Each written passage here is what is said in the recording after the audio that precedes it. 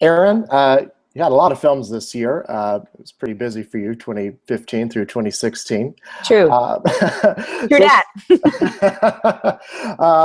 so, that. let's talk about Loving. In Loving, you're tasked with recreating the threads of about almost a decade in American history. I think it's 1958 through 1967, if Bingo. that's right. Perfect. Yep, exactly. So, how did you start? What kind of research did you do? Sure.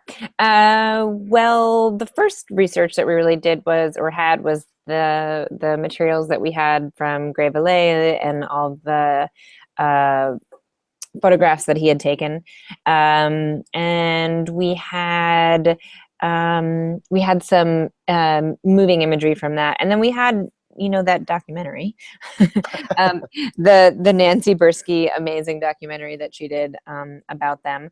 So that was kind of the first after reading the script, the first research that we did, and then sort of phase two, I would say, of research is us kind of creating. I sort of create like a radius of the environment that we're going to be in for the story, and kind of find other just try and find other photographic imagery, real pictures of real people during that time. Like I try and stay away. I knew I wanted to try and stay away from fashion magazines and Sears catalogs and things like that, because it didn't feel like that was our world. So it was just trying to, and I would kind of know when I would run into it. You'd kind of know. You'd say, "Oh, that looks like a real picture, and looks like from our world." And so that was kind of the beginning research, I would say. And then some other research we did was things, specialty things, like Richard was a bricklayer, so we reached out to bricklayers, both bricklayers that had laid brick in the 50s and modern day bricklayers, just to kind of understand why they would wear certain things. Was it important that their pants were thick? Was it important this? And, we learned weird and interesting facts, like oftentimes bricklayers wear colors that are similar to the cement color that they're working with, so that they don't look as dirty as they could if it was super contrasting. So yeah, that was some of our beginning research. Right. Now, you talked about some things not, I guess, existing within your world. I assume you mean by like the world of these characters. Yes. Can you talk a little bit about that more in depth? Like who designing clothes for Richard and Mildred? Sure. We're in a small town in Virginia. They wind up moving to a different small town, but in this small town that we're in, actually the name of the town is kind of escaping me right at the second, but I can follow up with that piece of information. We knew he would work on cars. We knew that he would go to the racetrack, and we kind of understood who some of his friends were. You could see that in the photographs. He was friends with Percy and friends with this crew of people, and we kind of could understand what that outside world was. And then we knew about his mother, and we saw pictures and images of his mom and what she did for a living, and she was a midwife, and Mildred's mother and Mildred's sister, who was a really big part of her life. And so you start to like create a world by all the people that your main characters are surrounded by and living amongst, and the town, and then the town that they moved to, and then of course Washington D.C., which was kind of outside their world but became their world. And so that was, we were definitely playing with sort of the small town, and then also the city world, and we were trying to contrast that for sure. Mhm. And in terms of color, what were your thoughts there? And I wonder if you could also talk about working with the other department heads to create a consistent kind of style that worked with the film that you were making. Absolutely. So I think The first color palette I very much knew about was Richard's and his bricklaying color palette, because that was sort of technical and so fascinating that we were like, okay, so we'll kind of keep that in that muted tones kind of world. And then for Mildred, we played with color a bit to kind of carry her through different moments in the film. We never see her in black or in a very dark, solid color ever until the moment she comes to the lawyer that she and Richard see, that they meet through the ACLU, Nick Kroll's character. And so, we kind of play with it in moments where we want to have sort of a pivoting moment, and so we used it at those times. And so her, usually the color palette at the farmhouse and in their parents' house was washed out colors. Chad and the production designer would whenever there was paint, it was washed down and sanded out. And actually, technically, I have no idea how he does what he did, but he made wood look old, and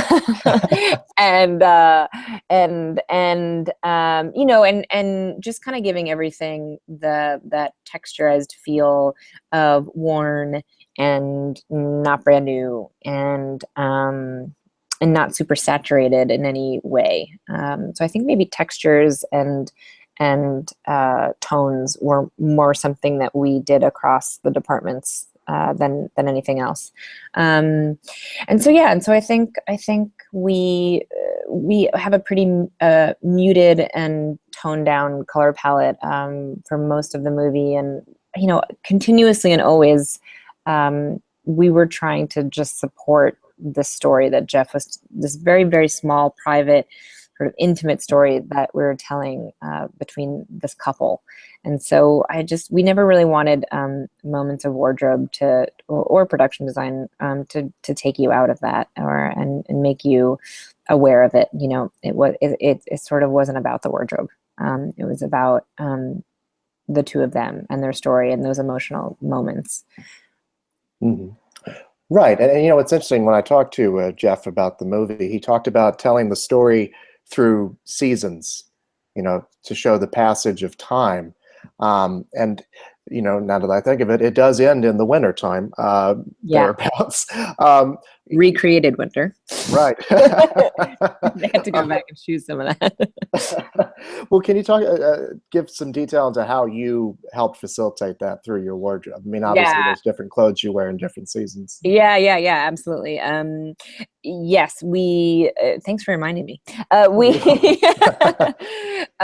was a big thing that we were doing, just in general, the calendar and the layout of the times and hitting the different months and the different years. We had a timeline sketched out, sort of beginning to end, and then filling it in with our different scenes. We would say, okay, let's make this fall, or let's make this colder now, so that we can exactly show that this season has happened. And I remember when I love that time when Mildred's just having their first baby, and they're back at the farmhouse, and they're layering on. He's wearing like a rusted orange corduroy shirt, and she's in a sort of a house coat she pulls on her wool coat over it, versus those times where it's like the sweating hot at the farmhouse, and she's in a sleeveless, as minimal as you can imagine, cotton easy dress. So yeah, we definitely had moments. And what would happen is we would go through with the script supervisor and pick out the year. We kind of did it by year. I remember we'd be like, okay, this is 1957, and we've got these scenes, and let's make this one spring and this one winter. And we would kind of decided as a group, between the script supervisor, the DP Adam, because it was about how, and the production designer Chad, how we were gonna show, no leaves or with leaves, we were, we shot some things as plates and we added snow in. Jeff always knew this one scene. He wanted Richard to be able to pull up his collar on the wool coat, the red and black wool coat. I remember in the fitting, he was like, "Oh yeah, I love that jacket because that we can really show the cold and show like the fall in Virginia with that jacket." So yeah. Mm-hmm. And what's kind of extraordinary about it too is that it's a period film that feels timeless. It's not like saying this is 1964 and these are all the fashions of the time. Right. Yeah. Can you talk a little bit about that? Yeah, sure. That really that's about the story itself and less about me, but it's about this time and place where it was not about it's not about fast fashion. It wasn't about a fashion world. We're not in a big city. We were not trying to kind of show the time with the wardrobe. It was more that the wardrobe, we knew it had to evolve and change because the characters wouldn't have the same pieces for 10 years. So we were careful to make sure that Richard's shirts changed and different shirts were happening in these different scenes as the years progressed, and same with Mildred's wardrobe and everyone's. But it wasn't about connecting it to a year and to a fashion time, because of where we were in America, in the United States, and But with that said, everything is perfectly period accurate. I would never let certain fabrics show where they did have synthetic fabrics at the time. There were a lot of blends happening in clothing at that time, but in general, cuts and fits and fabrics and buttons and everything like that are 100% accurate. And if anything, we would just kind of scale back in the years. So, for example, if it was happening in the early 50s, well, then it was good enough for our show because they probably held on to some of that stuff still, in the late 50s and early 60s. As we do nowadays. I mean, there's, our clothing is probably a few years old sometimes. Just a couple, not much. I just learned that Zara does 26 seasons a year. Really? Yeah, they used to do 2 seasons a year. Most places do 2 to 3 seasons a year. 26. Oh my God! Wow. I know. Crazy. So like I said earlier, I mean, it's been a busy year for you. I think you had like 4 films that came out this year. Midnight Special, again with Jeff Nichols, and this film. The Neon Demon with Nicholas Winding Refn, and The Light Between Oceans with Derek Cianfrance. So yes, it's a wide variety of styles and films you're working with. I wonder what attracts you to the projects that you choose. Cool. Thanks for asking me this question. You're welcome. I think first and foremost, it's the story, a script and a story connected with a director that I believe is gonna do it justice. I had read Jeff's. I had seen Jeff's movies before Midnight Special, and I actually asked after him. I reached out and just said, I love his movies, and what's he doing next, and does he have a costume designer? In that case, and then Derek and I started working together years and years and years ago, and it's just creating a relationship and a shorthand and a collaboration with directors that and a trust that it just creates an environment where you can just focus on the craft and making the best decisions that I believe in for the clothing. And there's sort of a symmetry with what they think are the best costumes and what I think are the best costumes to tell the story.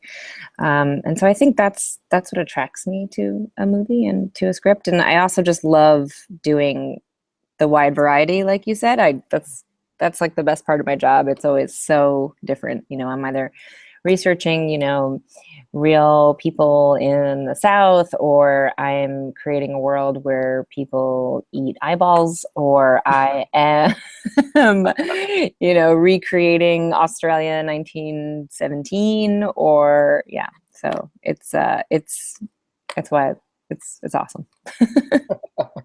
Well, Erin, thank you so much, and congratulations on the film and your year. And Thank thank you. you for talking to me. Awesome. Thank you. Thanks You're for great welcome. questions. Have a great day. Oh, you too. Thank you.